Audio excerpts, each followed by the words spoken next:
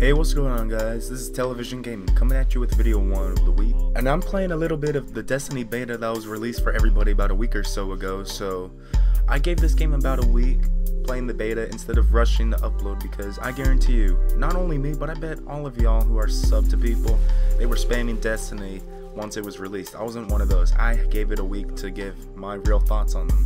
And today I'm here to tell you why I think the Destiny beta sucks and why I'm probably not going to purchase the game. Because like Titanfall, on YouTube, it died within a month once that game was released, because during the beta and the alpha, people who got to play it and upload it to YouTube, everyone was on the hype train thinking just because the original developers who were producing the game from Infinity Ward, who made Call of Duty 4 and Modern Warfare 2, which were both great games in Call of Duty standards, were producing this game, they thought, here's the next COD killer, Titanfall.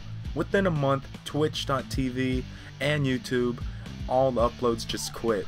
However, I've heard of Destiny way before the next gen consoles were even released, and I was really interested into seeing how great this game would probably turn out. Even though this is just the beta, I really think it was such a disappointment to me. So in my opinion, I'm going to list all the reasons why I think the Destiny beta multiplayer sucks. Definitely not the campaign.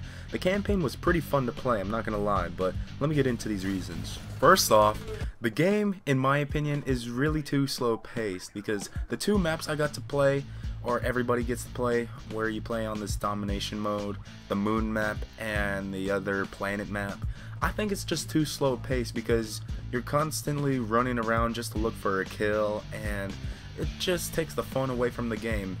Bear in mind, you have a vehicle you can use, and on the moon map at the beginning or at random times there's vehicles that spawn with weapons on them, but other than that, you basically have to run around to get to all these domination points to even remotely have any movement whatsoever, which is not even fun. So let's get that over the way. The next reason, well, as you saw in the beginning clip of this video, network issues. All I encounter every other game, it feels like, each time I get booted from a game, and trust me, it's not my internet, and there's been a couple of complaints online about this, so I don't know what's up with the internet connection. It boots you from games once the game starts up, or at random times in the middle, it just boots you from the game.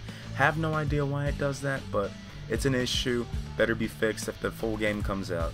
Next, you die way too quickly. Like, watch this right here. Well, not in this clip, but you'll see later, and you probably saw earlier.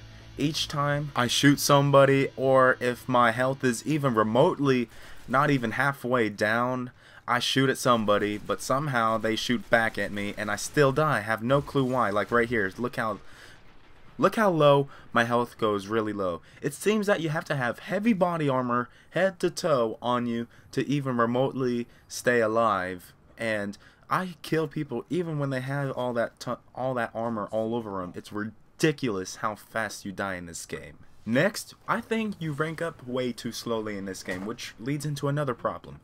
You have to play the campaign. They force you to play the campaign in order to unlock multiplayer. I think you have to be level 5 when they finally unlock the multiplayer, which is the tower, and then you can go to the other worlds or whatever, but because it takes forever just to get to rank 5 to unlock the multiplayer, just think how long it'll be to get up to level 20 in the full game, or however high the level is, because when I saw unlocks in the tower, the highest I've seen in this beta was level 20. So imagine this, you're at a big disadvantage if you decide to buy this game, the full game, like 9-10 months down the road, and everybody else is a high rank.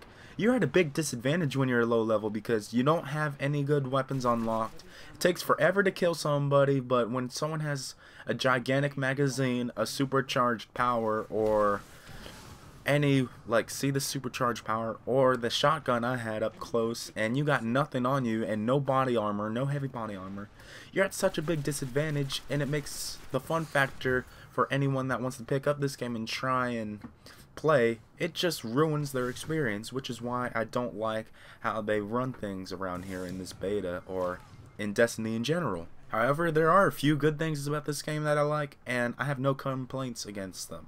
So first off, there's the tower in the game, where basically everything you've unlocked from the multiplayer or the campaign that you play, let's say it's weapons, ammunition, or body armor, whatever the case may be, you get to unlock it at the tower, and you go up to these vendors and you get your stuff and go. Also, it's pretty social there. Everybody that you get to play against in the multiplayer all hangs out there, so it's basically like a lobby full of people that you play against or you play with in the lobbies for multiplayer get to hang out there, and they're doing the same thing as you're doing.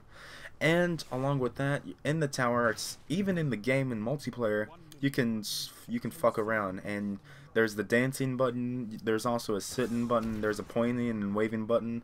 So basically Destiny's not the typical stereotypical multiplayer first person shooter. You can do a lot of things and just fuck around with people.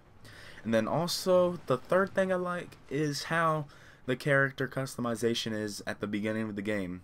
You can be 3 different people, and you can either be a Titan, I believe, a regular human, and then something else. I can't think of it right now because I'm saying this right off the top of my head. I think it's pretty cool how you can customize your character to the best of your abilities in 3 different ways. And along with that character customization, I think it's pretty interesting how at the beginning of the game they all started as separate stories. So I guess that's a good thing in Destiny, but it's not super duper important to make me buy the game, which leads me into my next point. Will I buy Destiny once it's released? I probably will not, because it was not a fun experience grinding at this game just to get gameplays and the ranking up system and all the bullshit aside. It was just a big headache, so I will not be purchasing this game once it's released, whenever that day may be. So, hope you enjoyed this video, and this is Television Gaming signing out. Next video's on Friday. Peace, I'm out, y'all.